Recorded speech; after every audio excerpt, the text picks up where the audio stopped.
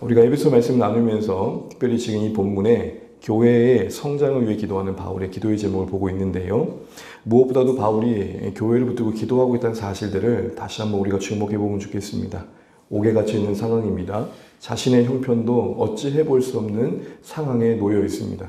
그러나 그는 언제나 그 상황을 뛰어넘어 일하시는 하나님을 주목하면서 기도의 모습으로 그 현실에 참여하고 있는 걸 보게 됩니다. 교회를 향해 내가 옥에 갇혀 있는 걸 보고 낙심하지 말라고 했던 바울은 자신도 기도함으로 낙심치 않고 있음을 보여주고 있습니다. 그러면서 바울이 하나님의 은혜와 능력을 의지해서 교회를 위해 기도했던 제목은 크게 세 가지인데요. 오늘 우리가 길게 읽었지만 괜찮으시면 성경에 한번 나눠보십시오. 16절부터 17절 상반절까지 해서 한 제목입니다. 17절까지 그리스도께서 너희 마음에 계시게 하시옵고 까지가 하나의 제목인데 그 큰 제목은 속사람을 강건케 해달라는 것입니다. 그리고 17절 하반절 너희가 사랑 가운데서부터 19절 깨달아까지 어떠함을 깨달아까지가 한 묶음인데 그 기도의 제목은 주님의 사랑을 깨닫게 해달라는 것입니다. 그리고 마지막 기도의 제목은 하나님의 모든 충만하신 곳으로 충만케 되기를 기도하는 것입니다. 이 세 가지 기도가 지금 바울의 교회를 향한 기도의 제목인 것입니다. 영어로 보게 되면 그 구문이 쉽게 대절로 이렇게 나누어져 있는데 한글의 번역이다 보니까 조금 복잡해 보이죠. 촉사람을 강건케 해달라는 기도의 내용은 뭐였습니까? 우리가 거듭나서 구원받은 신자들의 마음이 속사람이라고 했습니다. 우리가 속사람이라고 할 때 그 특징이 뭐였죠? 그 안에 하나님을 기뻐하는 마음이 자리 잡는다는 것입니다. 그래서 자연인으로서는 도저히 품을 수 없는 거듭난 신자들이 갖는 마음의 그 중심에 하나님을 기뻐하고자 하는, 기쁘시게 하고자 하는 마음, 하나님을 경험하고 싶은 마음, 하나님을 알고자 하는 마음이 있다는 것이죠. 그런데 이것이 현실적으로는 고민과 갈등으로 와닿습니다.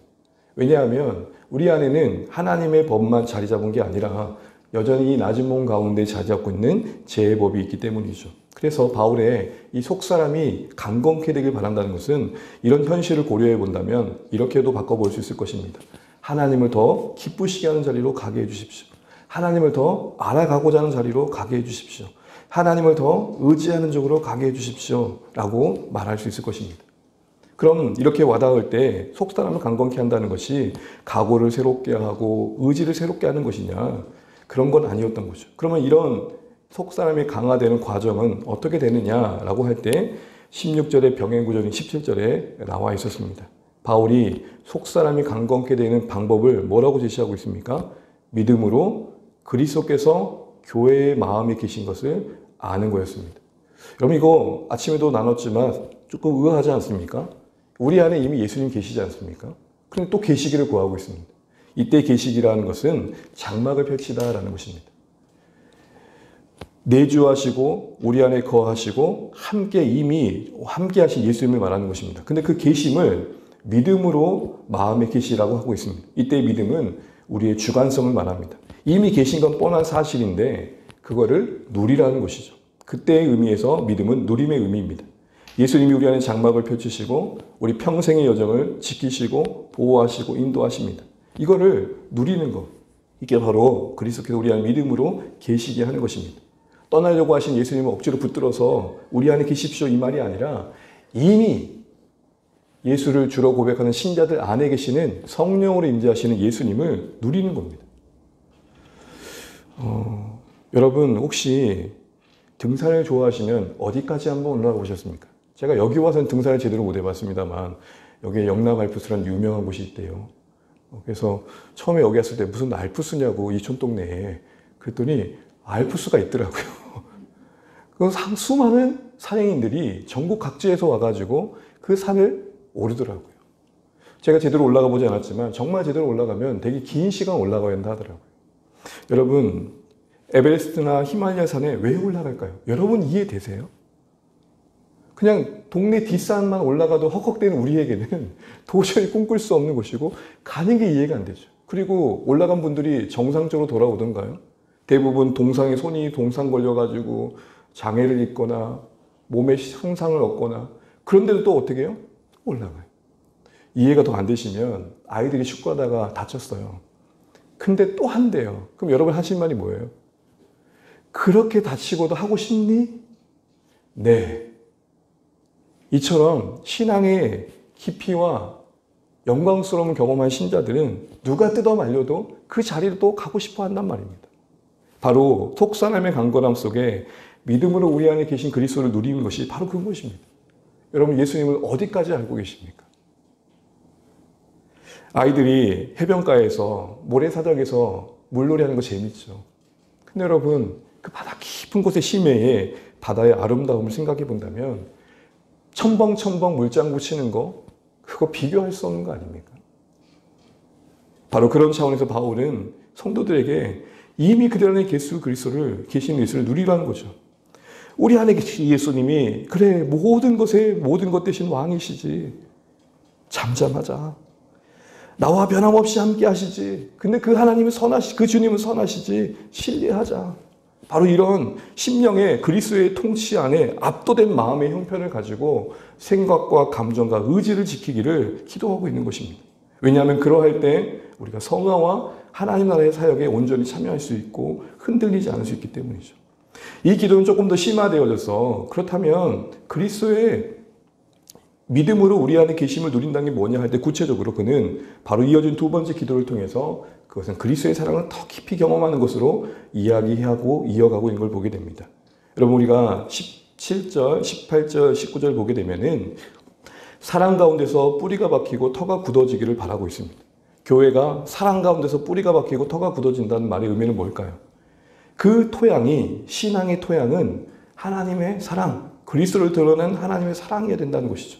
특별히 여러분, 뿌리가 박히고 터가 굳어진다, 이 표현은 두 가지의 이미지를 담고 있습니다. 하나는 나무입니다. 하나님의 사랑의 토양에 뿌리 내려서 견실하게 자라가는 나무. 또 하나는 건물입니다. 하나님의 사랑의 토양에 기초하여 온전하게 세워져가는 건물. 이런 자라남과 세워져감의 이미지 속에서 그 기초의 공통점은 사랑임을 오늘 바울은 다시 한번 이야기하고 있습니다. 사랑 가운데서 성도들은 더 뿌리 박히고 견실해질 수 있다. 이 얘기하는 이유가 뭘까요? 결국 신자로서 우리가 능력 있게 살아가고 힘 있게 살아가는 데 있어서 그 기반은 항상 그리스도의 사랑이라는 것입니다. 여러분, 상식적으로 물 안에 있는 물고기가 헤엄을 치는 것, 그것이 가능한 것은 그가 물 안에 있기 때문입니다.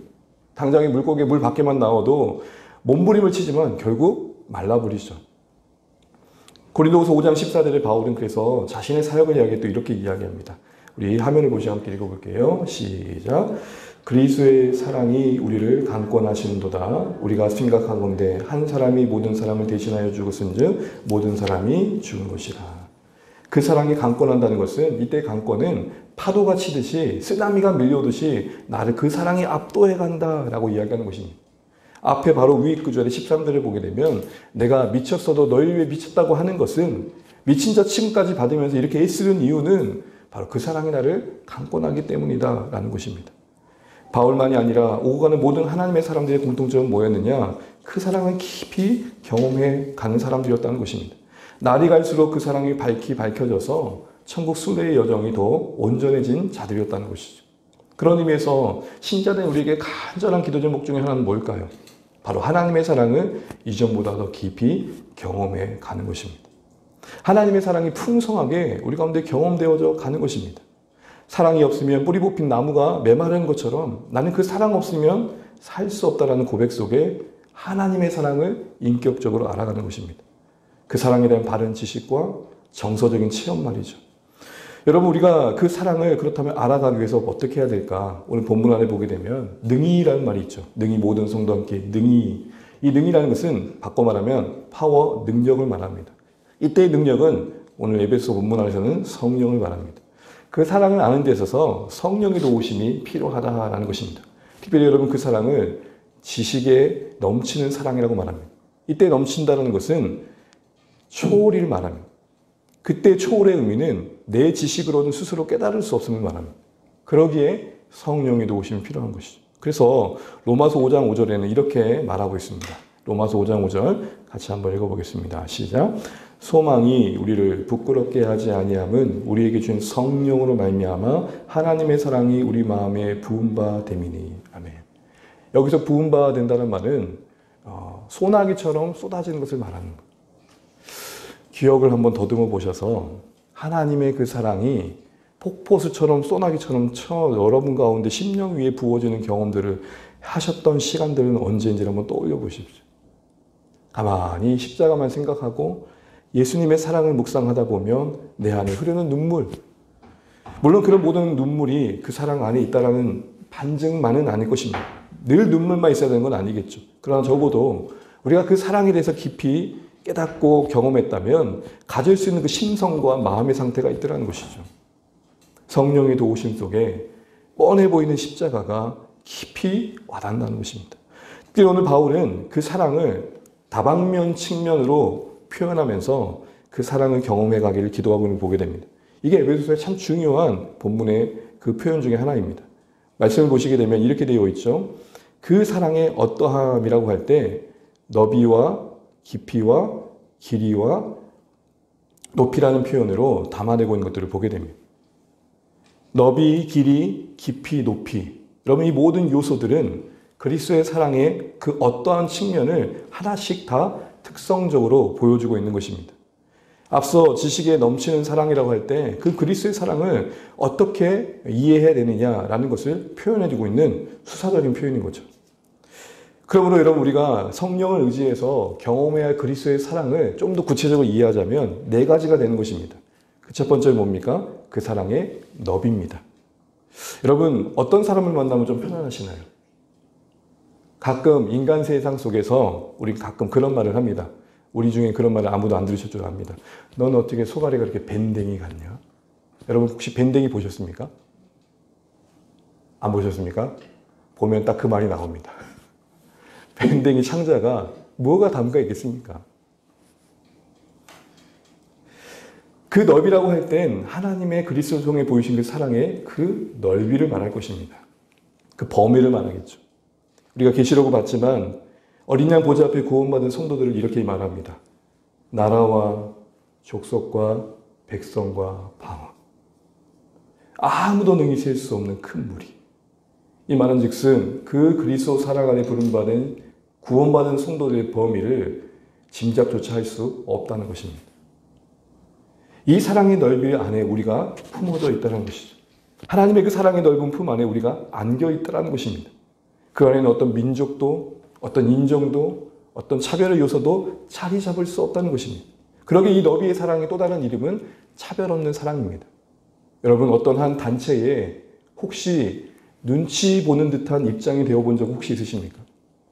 말은 하지 않지만 그 그룹 안에서 마치 밀려나는 듯한 느낌을 받을 때 아, 저 사람들이 나를 반기지 않는구나 라는 마음을 한번 경험해 본 적 있으십니까?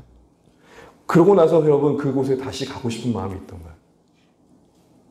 넓다라는 것은 외면받지 않으며 차별받지 않으며 언제나 되돌아가면 안길 수 있는 품을 말하는 것입니다. 그게 우리 주님의 사랑이라고 합니다. 제가 요즘 운동을 하지 않습니까? 티가 안 나서 죽겠습니다. 일주일 정도 됐을 때는 제 기분이 좋았지만 이제는 뭐가 좀 바뀌어야 되는데 전혀 안 바뀌고 안에도 저의 배만 보는 듯한 느낌이 있죠. 그래서 어쨌든 힘을 주려고 노력을 하지만 안 달라지는 거예요. 시간이 필요하답니다. 그런데 어쨌든 여러분 운동하다 보면은 제가 이제 옆에서 좌우를 보잖아요. 그러면은 항상 거울 앞에 서 있는 사람들은 그룹이 다릅니다. 저 같은 사람들은 항상 거울 앞에 서지 않습니다. 저 구석진 곳에서 이러고 있지. 거울 앞에 서신 분들은 일단 갑바가 틀립니다. 그런데 여러분 그런 생각을 해봤어요. 이게 넓다고 마음도 넓던가요? 사랑하는 주안의 가족 여러분, 넓은 그 사랑이 우리가 받은 사랑입니다. 그러므로 우리는 이 사랑 안에 감히 안기지 못할 인생 없다는 사실 앞에서 설마 그 인간까지 이런 생각을 내려놓아야 하는 것입니다. 그 인생도 하나님 품 안에 안길 수 있다. 그 사랑을 우리가 받았다는 사실들을 잊지 않아야 한다는 것이죠. 그 넓이를 묵상할수록 우리 마음도 넓어져 품어지는 품이 커지는 것입니다. 저는 주 안에 우리 모든 가족들이 그 품이 좀 더 넓어져 가길 바랍니다. 지금도 따뜻하고 넓은 마음이시지만 점점 더 그 사랑이 우리 마음을 넓혀 이해와 용납이 커가는 주 안에 우리 모든 가족들 되시기를 바랍니다. 두 번째로 그 사랑은 길이의 사랑입니다. 왜 사랑을 길이로 비유했을까요? 길이라고 할 때는 끝없음을 말합니다. 한 번도 중단되어져 본 적이 없는 사랑. 그러나 신자된 우리의 여정 속에서는 하나님의 사랑이 마치 중단된 것처럼, 단절된 것처럼 느껴질 때가 있습니다. 그 순간에서도 의혹의 눈초리로 주님 바라보는 그 시점에서도 한 번도 끊어진 적이 없다는 것입니다. 여러분 조금 더 시선을 넓혀보면 인류가 처음 타락한 이후부터 그 사랑은 시작이 되어 계속되고 있다는 것을 잊지 마십시오. 수없는 이스라엘의 배반과 넘어짐 속에서도, 실패 속에서도 중단되지 않고 계속되어 이 땅에 그리스도께서 오셨고, 오신 그리스도의 사랑이 우리 가운데도 전해져 계속되고 있습니다. 그 무엇도 끊을 수 없는 사랑의 그 길이가 주님이 우리에게 약속하신 사랑입니다. 이걸 가장 잘 보여주고 있는 사건 중에 하나가 뭡니까? 바로 탕자의 이야기죠. 여러분, 탕자가 아버지의 유산을 요구했던 것 자체가 얼마나 버릇없는 겁니까? 그리고 그 유산을 가지고 화랑방탕하게 지난 시간들을 가지고 돌아왔음에도 불구하고 아버지는 이랑 밑분 그 자리에 있어서 그 아들을 안아주죠. 단 한 번도 끊어지지 않는 사랑을 보여주고 계십니다. 여러분, 우리에게 근심과 문제와 시련과 실망이 찾아올 때 항상 하나님의 사랑은 의심의 대상이 됩니다. 그러나 오늘 주님이 우리에게 약속하신 그 사랑은 뭐라고 말하느냐? 길이의 사랑이라고 말합니다. 영원한 사랑이라고 말합니다. 단 한순간도 단절된 적이 없답니다. 그러면 우리는 이제 시선을 바꿔야 됩니다. 이해할 수 없는 그 순간에도 나는 주님의 사랑 안에 있다. 그게 우리를 버티게 하는 것입니다. 그게 우리를 이기게 하는 것입니다. 우리는 이해하며 걷는 여정이 아니라 그 사랑을 신뢰하며 따르고 있는 것입니다. 그 사랑이 우리를 붙들어 오늘 우리의 인생의 여정 속에 의심과 의혹을 던질 수밖에 없는 숱한 상황들을 이기게 하는 것이죠. 또한 이 사랑은 깊이의 사랑이라고 합니다. 깊이라고 할 때는 하나님의 측면에서 보면 그 지혜에 헤아릴 수 없음을 말합니다.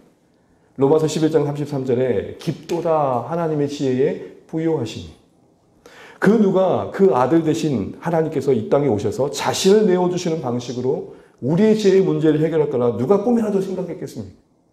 그 누가 십자가가 끝이 아닌 부활로 새로운 생명의 시작이 될 거라고 생각했겠습니까? 바로 이 놀라운 지혜로 우리를 구원하신 그 지혜의 끝없음을 말합니다. 더하여 이 깊이는 죄인된 우리 입장에서는 감추고 싶은 영역까지 용서하시는 사랑을 말합니다.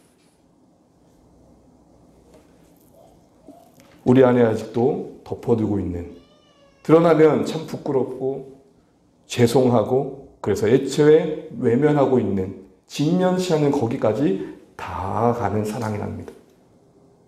여러분, 우리의 관계가 언제 피상적이 됩니까? 대화가 겉돌 때죠. 중심과 진심은 사라진 채 단편적인 대화 속에 우리의 깊이가 드러나지 않을 때 우리의 관계는 피상적이 됩니다. 그러나 그 사랑의 깊이는 우리가 감추고 싶은 그곳까지 닿을 사랑이며 기꺼이 그곳까지 다 우리를 용서하시는 사랑이라고 할 때에 우리의 하나님이 이 사랑을 우리에게 찾아오셨을 때 신자는 우리가 이 사랑을 누리고 있다는 것은 여러분이 주님 앞에 설 때마다 고백하지 않을 내용이 없는 것입니다. 주님, 제가 오늘도 거기서 넘어졌습니다. 아니, 그러려고 했는데 또 질러버렸습니다. 그리하지 않으려고 했는데 걸려 넘어져 버렸습니다. 주님 아시지요? 목장에서도 채 나누지 못한 우리 안의 깊이, 그 주님 안에 그 사랑을 의지하여 나누는 것입니다. 그런데 그 깊이 닿아 있는 하나님의 사랑의 그 깊이가 닿게 되면 하나님과의 관계는 더 진실해집니다. 그리고 그 사랑을 누리는 신자의 삶을 살게 되는 것입니다. 여러분, 이 깊이의 사랑을 우리 이해하지 못한 채 혹시 주님과의 관계마저도 겉돌고 계시지는 않으십니까? 이제 이후로 우리의 하나님과 고백이 더 진실해지길 바랍니다. 다 꺼내놓으시길 바랍니다. 하나님, 이것도 만져주십시오. 하나님, 이것도 좀 다루어 주십시오. 깊은 어두운 한 자락에 있는 그것까지 다 꺼내십시오. 왜죠? 그래야 낫습니다. 여러분, 지금 저는 조금 괜찮은데요. 한때 무정으로 힘겨울 때 사모인 저 아내가 끝없는 권면을 했습니다. 병원에 가자. 주 두 마음이었습니다.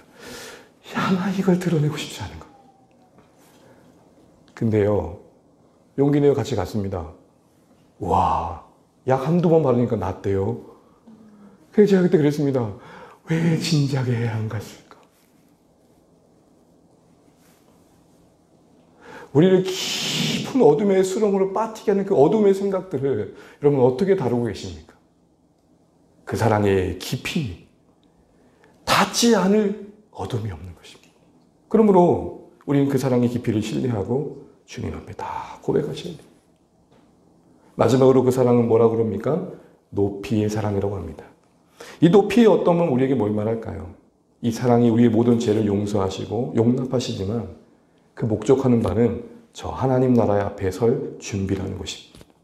우리의 죄를 용서하시는 넓은 사랑이며 깊이의 사랑이며 길이의 사랑이지만 단 한 번도 우리를 포기하지 않는 신실한 사랑이지만 그 사랑이 우리를 방종과 방황으로 이끌어가는 게 아니라 영광스러운 몸이 되었을 때 부끄럽지 않은 삶으로 이끌어간다는 것입니다. 진짜 사랑은 그 사랑을 통해 성장해 가는 것입니다. 나를 사랑한다고 하는데 내 인생이 농락당하거나 허비당하거나 낭비당하고 있다면 그 사랑은 가치합니다. 누군가 나를 사랑한다고 하면서 내 인생이 점점 허비되고 있다면, 더 존귀해지고 더 아름다워지고 더 자라남이 없다면 그 사랑은 가짜입니다. 진짜 진실한 하나님의 닮은 사랑은 그 사랑 때문에 서로가 자라는 것입니다. 그런데 오늘날 사랑이란 이름으로 서로를 이용할 때가 얼마나 많습니까? 그러나 주님의 우리를 향한 사랑은 높이의 사랑입니다. 궁극적으로 낮고 낮은 우리 가운데 오신 주님의 목적은, 우리와 같이 되신 목적은 우리를 하나님같이 되게 하시기 위함입니다. 그러므로 이 사랑을 알아간다는 것은 좀 더 자유방망해지고 거칠 것이 없어지는 게 아니라 더 주님을 닮아가는 아름다움이 만들어지는 것이죠. 말씀을 정리합니다. 그리스도께서 믿음으로 우리 안에 계심을 누린다는 것은 한 발짝 더 나아가 그 사랑을 아는 겁니다. 그 사랑을 지식에 넘치는 사랑이라고 합니다. 우리의 이성으로 헤아릴 수 없답니다.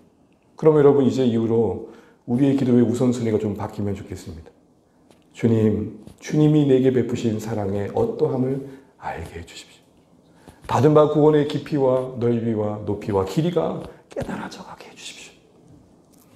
그 넓이와 길이와 깊이와 높이를 내가 담아내게 해주십시오. 이걸 위한 구체적인 실천은 뭡니까? 18절에 있음을 보게 됩니다. 우리 18절 말씀 함께 읽고 말씀 읽도록 하겠습니다. 18절입니다. 우리 함께 읽겠습니다. 시작. 또 함께 지식에 넘치는 그리스도의 사랑을 알고, 다시요. 능히 모든 성도와 함께 지식에 넘치는 그리스도의 사랑을 알고. 아멘. 능히 모든 성도와 함께. 능히는 능력, 성령을 말했습니다. 또 하나 이 사랑을 알아가기 위한 실천에 성도와 함께가 있습니다. 무슨 말입니까? 두 가지 의미를 갖습니다. 우리는 서로를 통해 하나님의 사랑을 배울 수 있는 은혜가 있다는 것입니다. 각자 인생 속에 역사하시는 하나님의 사랑의 흔적들을 들으면서 간접적이나마 그 사랑을 이해해가는 부요함이 커갑니다. 야, 하나님 저렇게 우리 성도님을 저렇게 사랑하셨구나. 거기서 하나의 하나님의 사랑을 알아갑니다. 또한 이것의 두 번째 의미는 우리가 함께하는 가운데 받은 바 이 그리스도의 사랑을 나타낼 거룩한 책임이 있다는 것도 함께 담고 있는 것입니다. 여러분 이런 질문을 해보시죠. 나를 통해 함께하는 성도들이 주님의 사랑을 보고 있는가? 성도와 함께, 교회와 함께 우리를 두심으로 거기서 그리스도의 사랑을 배워가게 하신다고 합니다.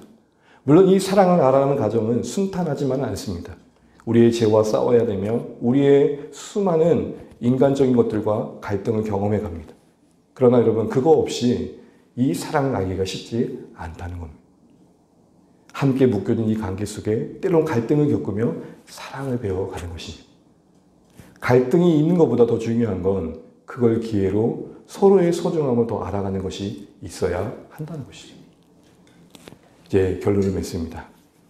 20세기 최고 설교 강해자라고 이미 모두에게 알려진 로이드 존스 목사님이 그 시대적인 상황 속에서 치열하게 싸웠던 건 바로 이겁니다. 그 목사님은 교회를 빛낸다면 가장 큰 문제를 이렇게 말했습니다. 교회의 가장 커다란 문제는 성도를 향한 그리스도의 사랑에 대한 무시이다. 여러분 우리 주님의 사랑을 얼마나 알고 있습니까? 당시의 이 시대 속엔 이성의 칼날이 시퍼렇게 성경을 대하고 있었습니다. 그리스도의 부활마저도 단순한 희망의 상징이라고 치부할 정도였습니다. 그런 시대에 이 날선 설교자의 메시지의 핵심은 그리스도였습니다. 그리스도의 사랑의 그 깊이와 넓이와 길이 높이였담을 깊이 강의했습니다. 여러분, 저 자신도 돌아보게 됩니다. 우리의 말씀의 강단은 너무 교양 수준의 이야기에 머물러 있지는 않은지, 단순히 우리가 어떻게 살아야 된다라는 윤리 강령에 넘친만은 않은지 저 자신도 돌아봅니다. 그리스도 안에서 하나님이 우리를 어떻게 사랑인지를 알기 전까지는 우리는 순종할 수도 없으며, 우리는 누군가를 섬기기에 나 자신을 뛰어넘을 수도 없으며, 순례에 약속된 저 영원한 천국까지 가기에 버겁다는 것을 알아야 됩니다. 우리의 깊은 숙제는 그리스도를 아는 겁니다. 해변가에 물장구 치는 정도의 그리스도가 아니라 저 깊은 심해에 예수 그리스도를 경험하는 겁니다. 그 높이와 깊이와 길이와 너비의 어떠함이 우리 가운데 날마다 더 깨달아 가셔서 주님의 사랑이 우리를 추장해가는 그런 귀한 인생들 되시기를 주의 이름으로 축복합니다. 그 사랑이, 그 어떠함이 우리 가운데 깨달아지기를 기도하는 바울의 간절함이 바로 우리에게도 동일하게 와닿으셔서, 하나님, 내가 이미 그리스도의 사랑을 알고 있는 자라고만 생각하지 않게 하시고 그 사랑의 어떠함을 더 깊이 알게 해달라고 기도하며 그 사랑을 배워가고 경험해가며 모든 성도와 함께 그 사랑을 알아가는 우리 모든 주 안의 가족 될 수 있길 간절히 기도하는 이 말씀 되시기를 주님을 축복합니다.